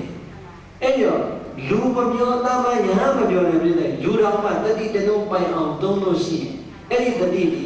တယောက်ကနေနှစ်ယောက်မြင်နေတာမြင်ပါပါဗျာတတိလွတ်ပြီဆိုရင်တော့ဘယ်လိုတယောက်ကနေ10ယောက်ရောက်မမြင်နိုင်ဘူးလားမြင်ပါပါဟာမြင်တာတည်းအကုန်လုံးလှနေမှာပဲပြည့်တယ်အဲ့ဒါကြောင့်ဒီရဲ့32ခုဒါကကိုအကုန်မမှတ်နိုင်တော့မြင်တာတည်းအာယုအရင်ကနေနှိမ့်ဆက်တာလည်းမရှိဘူးလားရှိပါပါမြင်လိုက်တာလည်းပြည့်တယ်စိတ်ထဲမှာကိုယ်မှမရှိရင်တရှိပဲဖြစ်ဖြစ်တတ်မဲ့ပဲဖြစ်ဖြစ်အဘိဓါမဝါဘူးလားမလို့ခြင်းဘူးလားလူခြင်းတော့မရတော့ဒေါမနတမဖြစ်ဘူးလားကဲပြိဿမြင်တိုင်းဖြစ်တယ်လို့ကြားတိုင်းရောနားတိုင်းရောစားတိုင်းရောထိတိုင်းရောစိတ်ကူးတိုင်းရောအကုန်လုံးပြိဿဒီအာယုန်တွေနဲ့ဒီဒွါရတွေစုံတိုင်းမှာမြင်တဲ့အာယုန်ပေါ်မှာတတိတွေလွတ်ထားလိုက်တာနဲ့ဟောတတိလွတ်တဲ့သူအတွက်ကတော့ပြိဿတွေပြဿနာတွေမပေါ်ဘူးလားပေါ်ပါပါဗျာဒီကိစ္စလည်းပေါ်ပါမပေါ်ဘူးလားပေါ်ပါဟောမြင်သွားပြီဆိုရင်မြင်တဲ့အာယုန်ကိုကျုပ်တခါကြီးပြောတယ်တခါကြီးတို့ခေတ္တရာလည်းတော်တော်မိနာပြီနော်ခုနေရာဒီနေရာတွေသိမသွားနဲ့မသွားပါဘူးဗျာမသွားပါဘူးဗျာပြောရင်းနဲ့တရင်ကြီးတခါကြီးကြားနေရတယ်လို့ဩဘုံရဲ့ဘုံလို့ပြောသလိုတပည့်တော်လည်းမြင်နေမှတ်ပါလေဗျာမတင်တော်ပါလားမောမြင်နေမှတ်တော့ခင်ဗျာနောက်တစ်ပါးဆက်မှတ်တော့မြင်နေမှတ်လိုက်တာဗျာမြင်နေကြောက်လာဟာဟုတ်လားတော့ဒီလိုဟာမြင်နေကွာမှတ်လိုက်တယ်ဟဲ့ရောမြင်နေမှတ်ပြီးတော့တေချာလည်းမြင်အောင်ဘုံဝင်နေစကားလေးကစထွက်ပါလေဟာမိုက်တယ်ဟာဟောမိုက်တယ်ဟာဆိုရင်ဘုံဝင်နေပြီးအောင်ဝင်နေတယ်ဘာသလဲပြီးဟာအောင်ဝင်နေတယ်ဗျာအနားလေးတော့ဟာအနေစားလေးဟာဟောလေးတယ်မြင်တဲ့တစ်ခုပေါ်မှာလွတ်ထားလိုက်တာတတိကင်းသွားတော့ရှေ့မှာပြဿနာတွေတန်းကြည့်မလာဘူးဒီတိုင်းပဲပြိဿရဲ့အဲ့ဒီတရားကမြင်ရကိုမြင်တယ်လို့မှတ်လိုက်ရင်တတိယထိနေနိုင်တယ်ရော့မသွားဘူးရော့ပါပါဒါပဲပေါ့လူတွေဘုန်းကြီးတွေမပြောနဲ့လူတွေတောင်မှစောစောပြောလို့ကိုယ်လေကိုမရပေါ်မှာသစ္စာရှိတဲ့ဒကာကြီးတွေဒကာမကြီးတွေလှကျင်တဲ့လောက်လှပြိဿရဲ့အင်္ဂါပူတာဝတ်တဲ့ကြော်ရဲ့ကြော်ပါဘူးကြော်ဘူးတဲ့ဟုတ်လားဒါပဲလေပြိဿရဲ့လာကျင်တဲ့လောက်ကအင်္ဂါလူနဲ့မကြော်ဘူးအင်္ဂါဓမ္မနဲ့မကြော်ဘူးဆိုရင်တော့ပြိဿရဲ့အဲ့ဒါတတိယကောင်းနေတဲ့အတွက်ကြောင့်ဒီတကားဘောက်ကအလိုလိုလုံးမနေဘူးလားအတန်ကောင်းကောင်းလေးကြားကျင်တဲ့လောက်ကြားကိုယ့်အင်္ဂါလူနဲ့ကောင်းရင်မနေကိုယ်အရာမထားသေးတာဆိုတော့အတန်တော့ကောင်းတာမရှိဘူးတဲ့အဲ့ဒါကကြီးလို့ဘယ်ဆိုတော့ကောင်းလို့အာတပိတော့အင်္ဂါဆိုတော့ကောင်းဆုံးပဲအဲ့ဒါအိမ်မှာဆိုလို့ရှိတာအမဟုတ်ဘူးလေအင်္ဂါတပိတော့အရှင်မဆိုတော့ဟောရတော့ဘာဖြစ်လို့လဲမလေးနဲ့အေးလေးနဲ့ပြက်ပြီးဆိုရင်လည်းသွားလာပြီးတော့လည်းတပိတော့မင်းကိုမထားသေးတာကိုကြီးကဖြော်ထားပြီးဆိုတော့ဒီဘုံဝင်တစ်ချက်ချက်ကောင်းလည်းတတ်ထားတာပဲဟုတ်လားအဲ့ဒါအမှန်ပဲလေပြည့်တယ်ကိုအာယုံနဲ့ပဲကိုကျင်တဲ့လေဒီတဲ့အာယုံပျော်သွားရင်ကောင်းမှာမလားကောင်းပါဗျာဒကာကြီးလည်းမှတ်တာဟုတ်လားဒကာကြီးကအချိုးကျိုက်နေဒကာကြီးကဘာကြိုက်နေဒကာကြီးကဘာကြိုက်နေဒကာမကြီးကဟောချစ်ကြိုက်နေတယ်တလုံးရပြီဒါကြောင့်ကုံကျဲရအောင်ရှာနေတယ်ဒကာမကြီးကကျုပ်သိတာတော့ချော့ကြိုက်တယ်ပဲကြားဘူးလားပါဟုတ်လားအချော့ကြိုက်တာဟုတ်လားမဟုတ်လားတော့မသိဘူးကျုပ်ဟုတ်လားကျုပ်တော့မှနေတဲ့တော်တော်များများတခါလေးလာလိုက်နေအရင်တော့စာကျိုးရှိတယ်မဟုတ်လားမယားပြောတော့အမေပြောတော့ဟောကျုပ်ကအခုစာကျိုးပြောင်းတာဟုတ်လားဘုန်းကြီးပြောတော့တသက်ဟုတ်လားအမေပြောတော့တလားမယားပြောတော့တညတော့တခဏမလေးခဏလေးကျောင်းကနေတော့ခဏလေးဟောငါတို့ဒီမှာလုပ်ကြလေးရှိတဲ့ဟောပေါ်နေကိုဘယ်ရောက်နေရလဲအငါဘုံတော့အဲ့ဒါကလေးကနေလို့သိမကောင်းနဲ့အတူမနှောမှမင်းကိုပြန်လာရင်ကောင်းပါမယ်ဟိုရင်တပြည့်တော့သွားတော့ခေါ်လုံငန်းတိုင်းပြစ်တာပဲဟာကိုပြန်လေးပြောင်းရခဲ့ပါဦးလားဘုံပေါ်လည်းတော့တော့ဘုံဟောမလေးတိုင်းဟောကျုပ်ကစဉ်းစားတယ်မယားပြောတော့အဲ့ဒကမကြီးဒကာကြီးတွေမကြိုက်နဲ့ဒကမကြီးတွေမကြိုက်နဲ့အဲ့ဒါဆိုကိုကြိုက်ကိုသိရအဲ့တော့ပြောရင်ကဘုန်းကြီးတွေကိုကြီးညိုတတ်တဲ့နေရာမှာစဉ်းစားလိုက်ပေါ့ ငါတို့တောင်မှအာယုန်ရဲ့အပေါ်မှာဒီလောက်ခွာနိုင်တယ်တကယ်ဘုရားရဲ့တရားတော်နဲ့အညီပရိယတိသံမေသင်ပฏิပတ်တိကိုအားထုတ်နေတဲ့ဒီမထေမြတ်တွေဆရာတော်ကြီးတို့ပဲတခါတည်းခေကြီးဝါကြီးဖြစ်အောင်ထိမ့်သိမ်းသွားကြတာမြင်တဲ့ပုံမှာကြားတဲ့ပုံမှာနားတဲ့ပုံမှာစားတဲ့ပုံမှာထိတဲ့ပုံမှာကြံစည်စိတ်ကူးတဲ့ပုံမှာတတိဆိုတဲ့စကားလုံးလေးနဲ့တကားပေါက်ကိုလုံအောင်ထိန်းခဲ့တဲ့အတွက်ကြောင့်ဒီတန်ခါတော်အရှင်မြတ်ကြီးဟာဒီဘဝဒီသာသနာမှာပြိုမြင့်ငယ်ရွယ်နှုတ်နယ်စွာနဲ့အာယုန်လေးကိုမခံစားမှုတော်လည်းပဲသာသနာကိုတာဝန်ကျေစွာထမ်းနိုင်ပါလေနောက်ဆုံးမိကုန်းကိုဖြည့်ထည့်လိုက်တာပြိဿမှန်လားမှန်ပါဗျာပြီးတော့ဒီစကားလေးကိုအနည်းပြန်ချုပ်ကြည့်သူပြောလို့လားဟောဒီကိုတော်လေးတဲ့ငယ်ငယ်ရွယ်ရွယ်တန်တန်ဆွမ်းဆွမ်းဖြူဖြူနုနုခေါင်းပေါ်ကဆိုရင်နတ်မောင်းနေပြီးတော့ပြုံမြင့်ငယ်နုနေတဲ့ပထမအရွယ်နဲ့ပြည့်စုံတယ်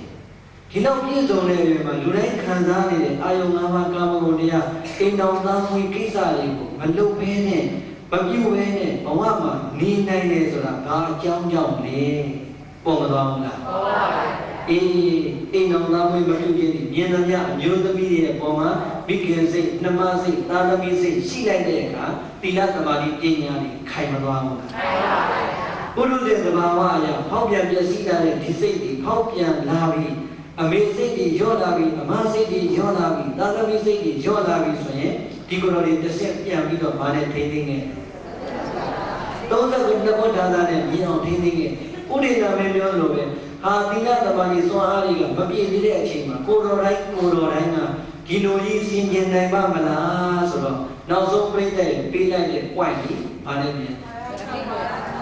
မြင်နေကြားတဲ့နားနဲ့စားတဲ့ထိတယ်ဒီနေရာကျတော့ရှင်းရှင်းလေးပဲကိုယ်တိုင်ဥပမာပေးလိုက်တယ်ကိုယ်တိုင်မှပြိတ္တရဲ့မြင်တဲ့အာယုန်တိုင်းပေါ်မှာဖြစ်တယ်ဖြစ်ပါဘူးကြားတဲ့ပုံမှာကြားတိုင်းဖြစ်တယ်ဖြစ်ပါဘူးအေးဒါကြောင့်ငါတို့ဒီမြင်မြင်ရကြားရနာရစားရထိရရဲ့ပေါ်မှာတတိတရားလေးလက်ကင်ထားရင်အဲ့ဒီအာယုန်တွေပေါ်မှာငါတို့ဒီတဲ့ဆွဲလမ်းမှုတမန်မှုရှားတာတွေကင်းနိုင်ခဲ့ရင်ဟောဒီသံဃာတော်ရှင်မြတ်တွေဒီပရိယတိသာသနာထမ်းနေတဲ့ပฏิပတ်တိသာသနာပွားများနေတဲ့အတွက်ကြောင့်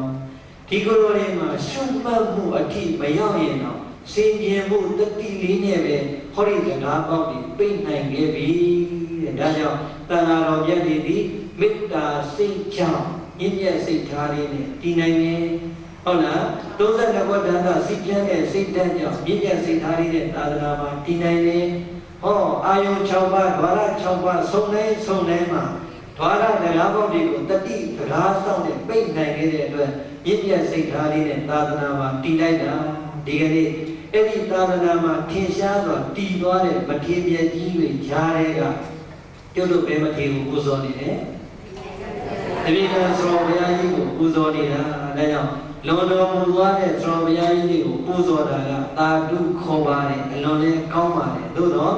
လွန်တော်မူတဲ့ဆရာတော်ကြီးရဲ့နေရာမှာအစာဝင်လာမဲ့ဟောဒီသံဃာတော်မြတ်ကြီးအပေါ်မှာလည်းဒုပရိသတ်ကအခုလိုသာမြင်တတ်ကြည်ညိုတတ်ရင်မြင့်မြတ်တဲ့စိတ်ထားလေးကိုမြင်အောင်ကြည့်တတ်ရင်သာသနာနဲ့တရားကနေရတာပိုအစမပြေဘူးလားပြေပါလေစောစောကအမြင်မျိုးတွေမမြင်ပြီးပါစေနဲ့ဟုတ်လားအဲ့တော့ဒီတရားလေးဆုံးပြီဆိုတဲ့အချိန်ကျတော့ဥဒိနာမင်းဟာအရှင်ဘုရားမောင်ထားတဲ့အိုးကိုလှန်ပြလိုက်သလိုပါပဲဘုရားဖုံးထားတဲ့နာယံလေးကိုဖွင့်လေပြလိုက်သလိုပါပဲဘုရားမျက်စိနဲ့လမ်းပါနေတဲ့ပုဂ္ဂိုလ်လက်ကိုကင်ဆွဲပြီးတော့ဟောတာလမ်းမှန်ပဲလို့ပြလိုက်သလိုပါပဲဗျာတဲ့သာသနာမှာနေတဲ့ငယ်ရွယ်ပြုံမြင့်တဲ့ယဟန်တွေဘယ်လိုယက်တည်နိုင်ခဲ့ကြတယ်ဆိုတာတပည့်တော်ကောင်းကောင်းလက်ခံပါပြီတဲ့ဥဒိနာပဲလက်ခံမသွားဘူးလားအားကြောင့်လက်ခံလာလဲဆိုရင်စောစောကပြောသလိုသူကိုယ်တိုင်မှာလည်းဓဝါရတွေမရှိဘူးလားရှိပါတယ်မျက်စိနာနာလျှာကိုယ်စိတ်သူ့မှာလည်းဓဝါရ6ပါးတရား6ပါးရှိနေတဲ့အတွက်ဒီတရား6ပါးကလာတဲ့အာယုန်တိုင်းကိုသာသူလက်ခံတာသူရောနေလို့ရပါမလားအဲ့တော့ငါတို့လိုတာမန်ပုထုဇဉ်တွေတော်မှာ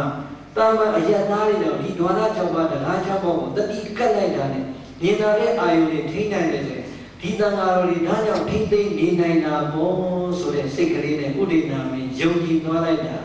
အဲ့ဒီမှာပဲတထိုင်နေနေတယ် พยาเตียตันยานาเบียตุมาจีโยเร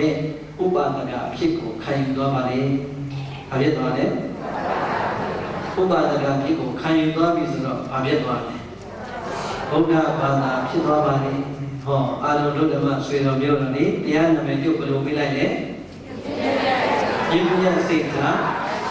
ပိုင်ရှင်များဆိုတာတပါးလေးဟောရတာ။ယဉ်ပြစိတ်ဓာတ်ပိုင်ရှင်ဖြစ်တော်မူတဲ့သတိကံသရောဘုရားကြီးကတော့လွန်တော်မူသွားပြီ။နောက်တဲ့မြင့်မြတ်စိတ်ဓာတ်ပိုင်ရှင်ဖြစ်တော်မူတဲ့သံဃာတော်လေးဟောဒီနေရာမှာတပါးပြီးတပါးအစာဝင်လာနိုင်ဖို့ရန်အာလုံတော်ဒုရဓမ္မပေါင်းတော်ကောင်းတွေကလွန်တော်မူတဲ့သရောဘုရားကြီးကိုဂုဏ်ပန်းလို့ပူဇော်ကြသလိုလွန်တော်မူတဲ့နေရာမှာအစာဝင်လာကြမဲ့သံဃာတော်ရှင်မြတ်တွေမြင့်မြတ်တဲ့မေတ္တာစိတ်ဓာတ်ဖြူစင်တဲ့စိတ်ဓာတ်လေးကိုအာယုံပြုကြရင်းနဲ့နောက်အစဉ်ဆက်မပြတ်ပူဇော်နိုင်ရန်ထီကောင်းထီမြတ်အရှင်တော်အရှင်မြတ်တွေပေါ်ပေါက်နိုင်ရန်စွမ်းသင်္ကန်းကြောင်းစီပစ္စည်း၄ပါးနဲ့တက်ရှိထင်ရှားဘဝတွေကပူဇော်ဖို့မလိုဘူးလားလိုပါပါဗျာပူဇော်ဖို့လည်းလိုပါတယ်ပူလည်းပူဇော်ကြပါတဲ့ဒါမှမြင့်မြတ်စိတ်ဓာတ်ပိုက်ရှင်များသည်သက္ခတိုးရင်နဲ့မြတ်စွာဘုရားရဲ့သာသနာမှာထေရှင်ဝါရှင်ထေကုံဝါကုံသည်ကုန်ဆုံးပါမလားကုန်ဆုံးပါဘူးဒါကြောင့်မြင့်မြတ်စိတ်ဓာတ်ပိုက်ရှင်များကိုဒီလောက်ပြရင်ကျင့်တတ်ပါဘာကြောင့်လဲဆိုရင်ဒီကနေ့ကအလိုက်သိရမယ်တရားဖြစ်ပါလေခုလောက်ဆိုရင်တရင်ပြီးတော့နောက်တဲ့အကယ်ဒမီစပါတော့မယ်ဟုတ်လားဒေတိတံသုတ္တဗုဒ္ဓေနာသုနေတဝါဓမ္မဒေတနာအဘိနန္ဒနာစေတေနသာဓုသာဓုတိပါဒထာသာဒောတရားနာနာကြပါလေယတဂရမပေါင်းသူတော်ကောင်းတို့ဒုမေသင်သူတော်ကောင်းအပေါင်းတို့သည်သုဒ္ဓဗုဒ္ဓေနာဒါနသီလသမာဓိပညာနှင့်ဆက်ရှင်သောဘုဒ္ဓဗျာဗျာကိုပေးစွမ်းတော်မူသောဘုရားရှင်ကိုယ်တော်မြတ်ကြီး၏သန္တိကံအထံတော်မှဒေတိတံတသိခန္ဓာဟောကြားအပ်သောဣမံဓမ္မဒေသနာမြတ်စွာဘုရားရဲ့သာသနာတော်မှာပြုမြင့်ငယ်တဲ့ခုံကိုထိန်းသိမ်းရင်းနဲ့မြင့်မြတ်တဲ့စိတ်ဓာတ်နဲ့သာသနာပြုတော်မူနေရတဲ့ရှင်ကောင်းရှင်မြတ်တွေအပေါ်မှာမြင့်မြတ်တဲ့စိတ်ဓာတ်တွေပြန်လည်ထားနိုင်ဖို့ရည်တည်ဟောကြားတဲ့ဣတရားဒေသနာတော်မြတ်ကိုသူနေတဝါကောင်းစွာယုံတည်နာကြကြကုန်ပြီးဖြစ်၍အဘိဓမ္မစေတေနာလွန်နှစ်သက်ရှင်လန်းဝမ်းမြောက်ဝမ်းသာပီတိဖြာကြကုန်လျက်အဘိဓမ္မစေတေနာဟောရိကိုယ်တော်ရက်ွက်ထဲမှာဟောရင်တော့တဏှာဤနေနေလေးကြော်ပြီးတော့အစစ်သေးတယ်။အောင်ဝေလေဟာတို့ကြောက်တဲ့တင်ရောက်တဲ့အခါကျတော့တဏှာဤစွန့်ယုံလေးနဲ့တော်သွားပြီလို့တရားလေးကိုတမင်တူနဲ့တင်စိတ်ထဲမှာမငြင်းမလေးနဲ့ပြန်ရရမယ်ဆိုရင်ပရိသတ်ရဲ့အပြစ်တော်ဤတော်ရန်ပြီးတော့တင်မနေနဲ့ဟောဒီကိုယ်တော်ကြောင်းပြန်မရောက်ခင်အိမ်ပြန်ရောက်လိုက်တာနဲ့ဒီဘီရှိမှရောက်ရင်ဒီကိုယ်တော်ကိုကျေးဇူးရှင်လေးကျေးဇူးတင်လိုက်တာလို့ခမည်းတော်ပြန်ပြီးတော့ဖြစ်ကြအောင်ပါဒါကြောင့်ပရိသတ်ရဲ့ဒီကနေ့တိုးတာကတော့ငါတို့အတွက်လို့ကိုရလိုက်တဲ့အခွင့်အရေးလေးပြန်လာတွေးပြီးတော့ကျင့်တတ်တဲ့စိတ်ကလေးတွေအမြန်ဝင်ကျင့်တတ်တဲ့ကျင့်လေးလေးဝမ်းမြောက်ဝမ်းသာပီတိဖြာကြကုန်လျက်သာဓုသာဓုတိသာဓုသာဓုသာဓုလို့ခေါ်တော့သူတော်ကောင်းသူမြန်လောင်းတို့ရဲ့ကောင်းမြတ်တဲ့ကြွေးကြော်တာကိုပါဒထာသုံးကြီးသုံးဝါနှုတ်မြခါ၍ကောင်းစွာမသွေကျွရင်လိုက်ကြလေကုန်ရာတတိ